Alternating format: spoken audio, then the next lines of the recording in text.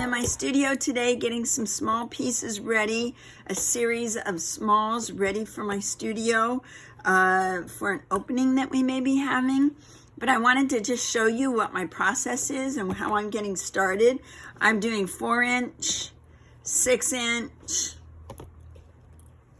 8-inch, and these are all gallery wrapped canvases, and 10-inch canvases.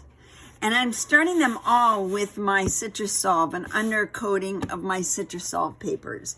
And if you haven't seen National Geographic and Citrus Solve papers done, I do have a video. If you kind of go through my video archives, National Geographic and Citrus Solve, and this is the concentrated cleaner and degreaser Citrus Solve. It's with essential oils. It smells like oranges. It smells really wonderful. But what it does when you couple that with some of the photos, actually all of the photos in National Geographic's, their feature photos, it wets the ink and it creates these really wonderful, crazy things just happen. You have no control over it. All of this was a page in a National Geographic, and look at the colors that came out with the ink. There's so many really great things that come from the Citrus Solve papers. But so I'm starting all of my canvases with lining, covering them with the Citrus Solve papers. And just so you know, when you do them, when you go back and find that video and you do the Citrus Solve papers, that's a mouthful, you get so many cool things. I mean, I have a drawer full. Sometimes you get really cool stuff that's like, I can see the city in there. I think that is, it's Africa somewhere. Sometimes you get images that still come through, but mostly what I'm going for is the really cool textures that you get from the Citrus Solve and the ink and the National Geographic. So like I say, you can get a ton, literally a ton of pieces of really cool paper. And it does all these really great little crater marks. I love those crater marks. That's pretty cool. Maybe I'll use that piece. Let's see. I'm gonna cover one of my look at that. Oh, I'm gonna cover one of my little canvases and show you what that's all about. And like I said, sometimes you get an actual image. This was a fancy goldfish, some kind of tropical fish, and you can see the tail of it and the body of it. That's going to be pretty cool. Maybe I'll use that. I need to make a decision. I'm going to cover this little box, this little canvas. That's pretty cool. So let's do that. I'm going to move a few of these things out of my way. And what I've done so far, I've gotten as far as covering my canvases with the papers. And you can mix and match them if your papers aren't large enough to go around. I've added words into some of them, some of the pieces. And then I found a whole thing of little cat postcards that I cut some little cats out. I don't typically do cats in my art, but I thought I could make something fun up with them. So I'm going to do that. And let's just see how easy this is. I kind of take my paper and figure out, this is going to cover really nicely. So I'm using extra heavy gel matte medium. It's a golden product and it's heavy, so I can get a nice layer of this. Now keep in mind, this is the National Geographic papers, of course, are thin, and They also are magazine pages. So magazine pages tend to slide a little bit more when you're gluing them down. So you have to really keep your eye open for buckling and to make sure it doesn't buckle, and for any kind of little ripples that might happen. So I'm gonna get the matte medium on 3 sides of my little canvas, and maybe the back too, if I can wrap it around. Then I'm gonna take this guy, I'm gonna just line it up right there.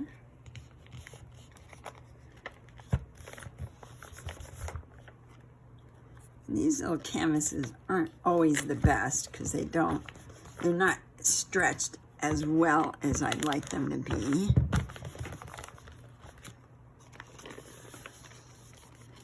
So I'm just making sure that it's really down there snugly. And I'm going to take my scissors.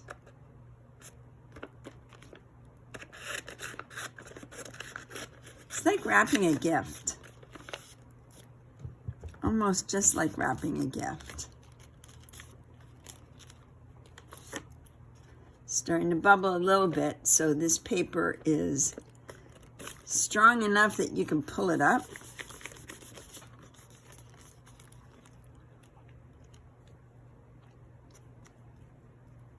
Now I want to get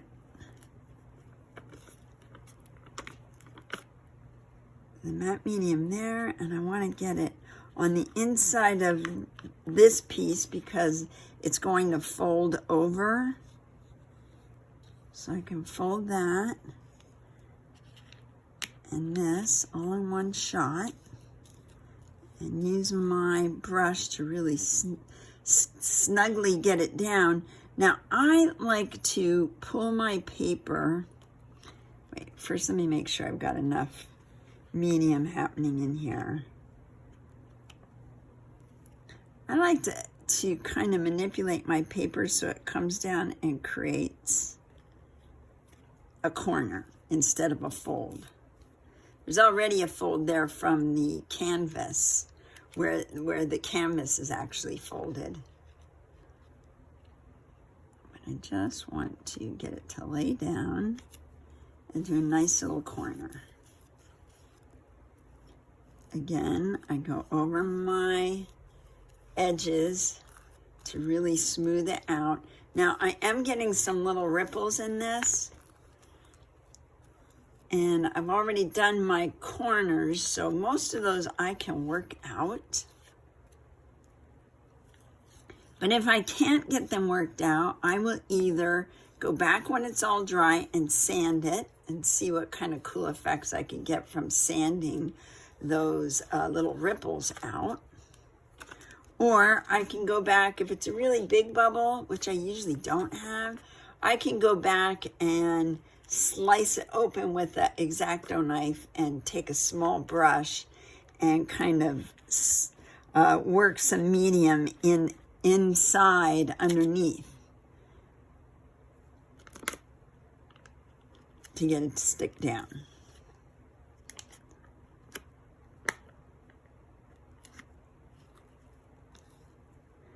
Okay, get my little corner lined up. Oops.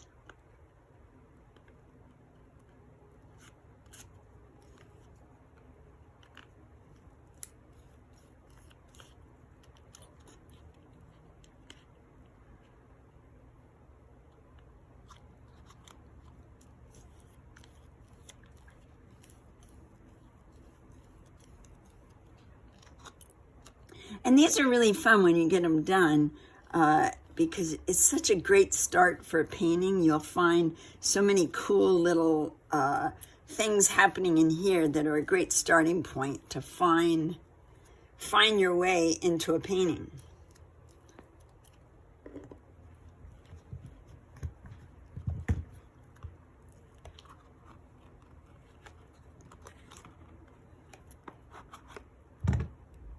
Probably not one of the best pieces that I've put together, but You get the idea. So when that's dried up, I mean, I can get it nice and smooth. Some of these I've taken, this is a fabric shopping bag from Free People. Oh, here's another one. I just go from this point and just start adding things on. Sometimes I'm lucky enough to get a photo that, you know, an image that still come through on the Citrusol papers. And this has some text that came through, and I just have added a piece of fabric. So I lay all these out, and I just kind of go through and start working on all of them at the same time. Kind of like a little assembly line, almost. These are actually, I believe, these are jelly print papers. So I love to start these little pieces with some kind of paper underlay to get them going. So there you go, Nat Geo and Citrusol and gel medium, a canvas, and cover them all, and then start your painting from there. So I hope you'll try it. It's kind of fun. Again, go back onto my list of videos and find the Citrusol Nat Geo and see what you can do with it. All right, thanks for watching. Bye.